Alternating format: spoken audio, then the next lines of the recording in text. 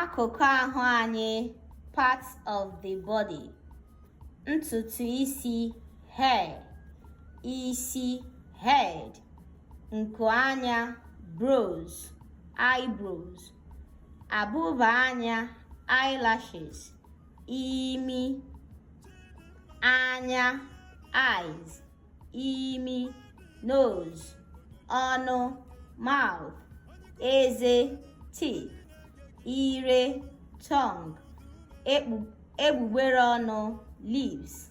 Agba, jaw. Ntị, cheek.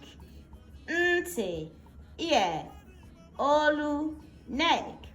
Ara, breast. Obi, chest.